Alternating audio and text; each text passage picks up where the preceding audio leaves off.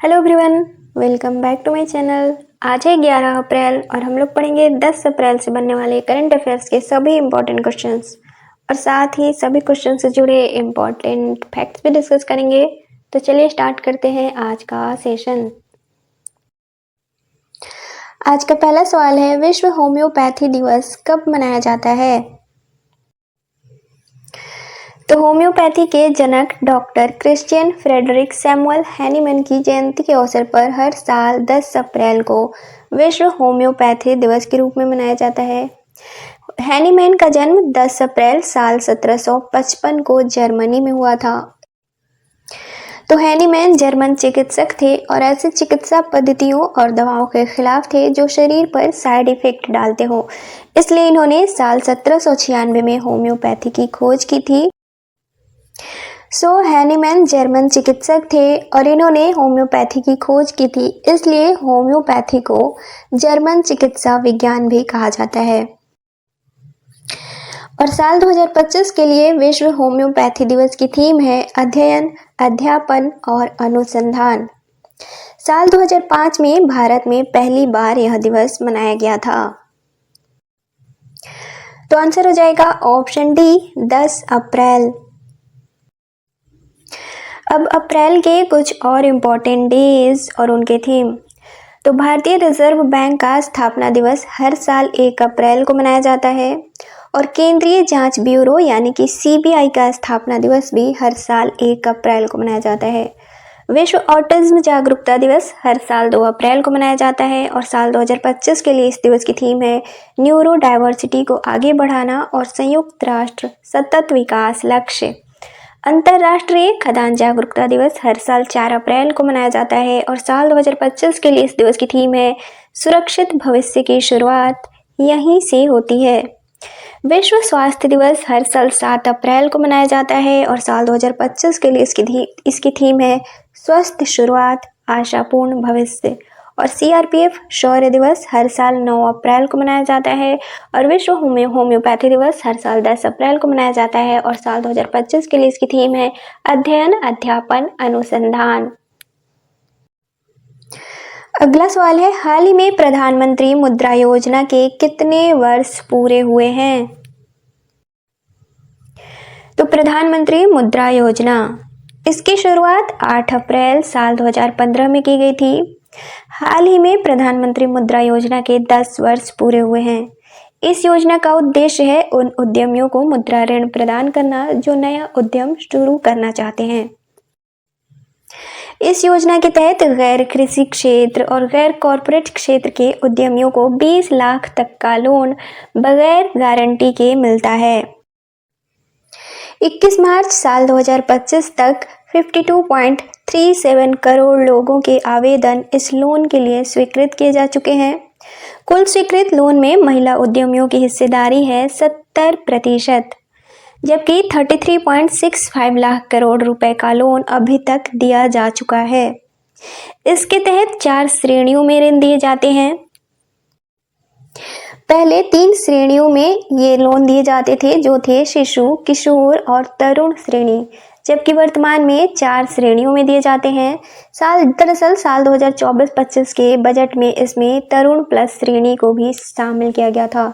तो वर्तमान में 4 श्रेणियां हैं, शिशु, किशोर, तरुण और तरुण प्लस। अब इन श्रेणियों में प्रति व्यक्ति कितने लोन दिए जाते हैं, इन लोन की सीमा क्या है, इसको देखते हैं। तो पहली श्रेणी है शिशु, जिसके तहत प्रति व्यक्ति 50,000 रुपए तक का लोन दिया जाता है। दूसरी श्रेणी है किशोर, जिसमें 50,000 से 5 लाख रुपए तक का लोन दिया जाता है। तीसरी श्रेणी है 5 लाख से 10 लाख रुपए तक। तीसरी श्रेणी है तरुण, जिसमें 5 लाख से 10 लाख रुपए तक का लोन दिया जाता है।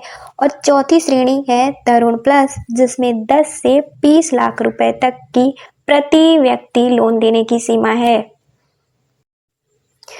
तो आंसर हो जाएगा ऑप्शन सी, 10 वर्ष। अगला सवाल है, हाल ही में भागीरथी ऐप किस राज्य सरकार द्वारा लॉन्च किया गया है? तो हाल ही में उत्तराखंड के मुख्यमंत्री पुष्कर सिंह धामी द्वारा जल संरक्षण अभियान 2025 का उद्घाटन किया गया है।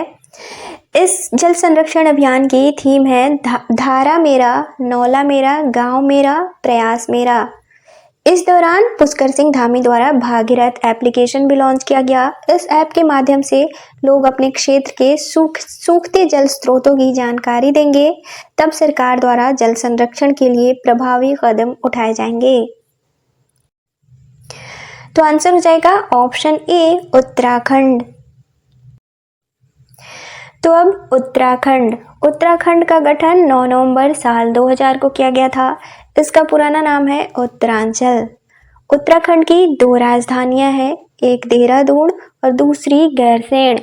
उत्तराखंड के वर्तमान मुख्यमंत्री हैं पुष्कर सिंह धामी और वर्तमान गवर्नर हैं गुरमीत सिंह। हाल ही में उत्तराखंड सरकार द्वारा राज्य की एकल महिलाओं को आत्मनिर्भर बनाने के उद्देश्य से मुख्यमंत्री एकल महिला स्वरोजगार योजना को मंजूरी दी गई है और हाल ही में राज्य की स्वयं सहायता समूह से जुड़ी महिलाओं के आर्थिक स्थिति में सुधार करने एवं उन्हें आत्मनिर्भर बनाने के उद्देश्य से मुख्यमंत्री लखपति दीदी योजना की शुरुआत की गई थी। इस योजना के तहत 5 लाख रुपए तक का ब्याज मुक्त लोन दिया जाएगा। अगला सवाल है, हाल ही में किस राज्य सरकार द्वारा पुलिस भर्ती में अग्निवीरों के लिए 20% आरक्षण की घोषणा की गई है? तो हाल ही में हरियाणा के मुख्यमंत्री नायब सिंह सैनी द्वारा राज्य में पुलिस नौकरियों में अग्निवीरों के लिए 20% आरक्षण की घोषणा की गई है। पहले यह आरक्षण 10% था। हरियाणा देश का पहला राज्य बना है जिसने अग्निवीरों की सेवा अवधि समाप्त होने के बाद नौकरी में आरक्षण दिया है। दरअसल हरियाणा सरकार ने ऐसा इसलिए किया है ताकि अग्निवीरों का भविष्य सुरक्षित हो सके। तो आंसर हो जाएगा ऑप्शन बी हरियाणा। अब हरियाणा, तो ये हो जाएगा मैप में हरियाणा की राजधानी है चंडीगढ़। यहाँ के वर्तमान मुख्यमंत्री हैं नायब सिंह सैनी और वर्तमान राज्यपाल हैं बंडारू दत्तात्रेय। हाल ही में देश का पहला विश्व शांति केंद्र गुरुग्राम हरियाणा में स्थापित किया गया है, जिसका उद्घाटन पूर्व राष्ट्रपति रामनाथ कोविंद द्वारा किया गया था। अगला सवाल है, हाल ही में किस देश से भारतीय नौसेना के लिए 26 राफेल विमान खरीदने को केंद्रीय कैबिनेट की तरफ से मंजूरी दी गई है? तो 64,000 करोड़ रुपए की लागत से भारतीय नौसेना के लिए 26 राफेल लड़ाकू विमानों की फ्रांस से खरीद को हाल ही में कैबिनेट की सुरक्षा मामलों की समिति द्वारा मंजूरी दी गई है। दरअसल यह प्रस्ताव रक्षा मंत्रालय द्वारा पेश किया गया था, जिसे हाल ही में मंजूरी मिली है। इससे पहले भारतीय वायुसेना के लिए फ्रांस से 36 राफेल विमानों की खरीद की जा चुकी है।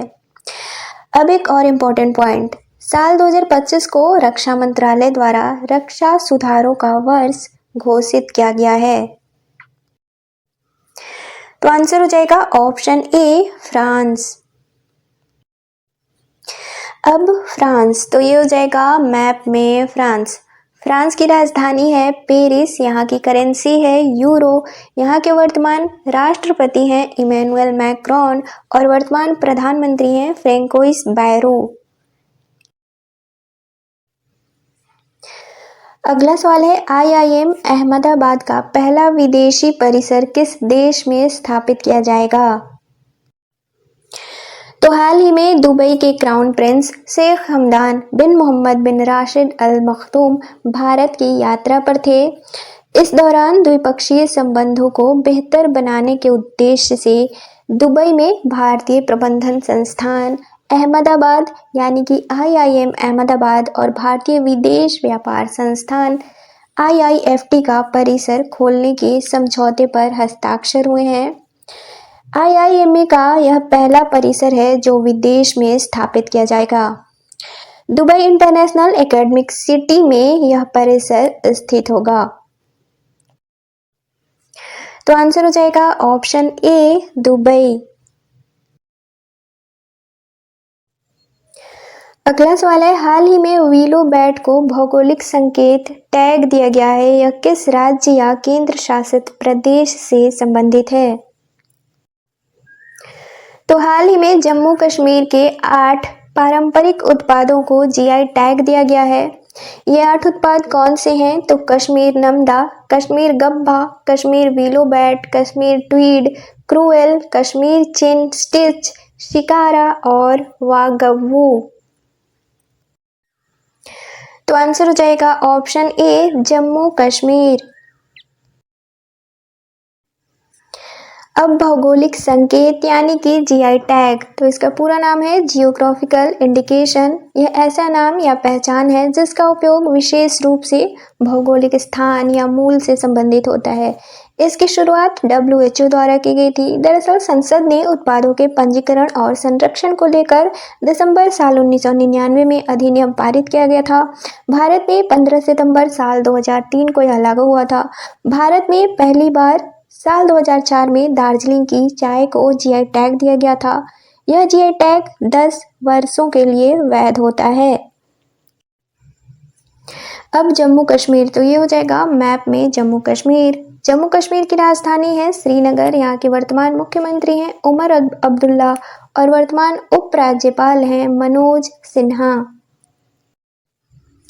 अब कल के क्वेश्चंस का रिवीजन करेंगे। कल का पहला सवाल था, सीआरपीएफ शौर्य दिवस कब मनाया जाता है? तो इसका राइट आंसर था ऑप्शन डी, 9 अप्रैल। अगला सवाल था, हाल ही में केंद्र सरकार द्वारा चपाता मिर्च को भौगोलिक संकेत टैग दिया गया है, यह किस राज्य से संबंधित है? तो इसका राइट आंसर था ऑप्शन ए, तेलंगाना। अगला सवाल था, हाल ही में संयुक्त राष्ट्र द्वारा जारी मातृ मृत्यु रिपोर्ट में भारत कौन से स्थान पर है? तो इसका राइट आंसर था ऑप्शन बी, दूसरे स्थान पर। अगला सवाल था, हाल ही में भारत के पहले वर्टिकल लिफ्ट सी ब्रिज का उद्घाटन किसके द्वारा किया गया है? तो इसका राइट आंसर था ऑप्शन ए, प्रधानमंत्री। अगला सवाल था, हाल ही में राम सहाय का निधन हुआ है, उनका संबंध किस क्षेत्र से था? तो इसका राइट आंसर था ऑप्शन बी, लोक नृत्य। अगला सवाल था, हाल ही में जम्मू कश्मीर और लद्दाख उच्च न्यायालय के मुख्य न्यायाधीश कौन नियुक्त किए गए हैं? तो इसका राइट आंसर था ऑप्शन सी, अरुण पल्ली। अगला सवाल था, हाल ही में हितेश गुलिया ने विश्व मुक्केबाजी कप 2025 में कौन सा पदक जीता है? तो इसका राइट आंसर था ऑप्शन सी, स्वर्ण पदक। अगला सवाल था, हाल ही में किस देश द्वारा 14 देशों पर वीजा प्रतिबंध अस्थायी वीजा प्रतिबंध लगाया गया है? तो इसका राइट आंसर था ऑप्शन बी, सऊदी अरब।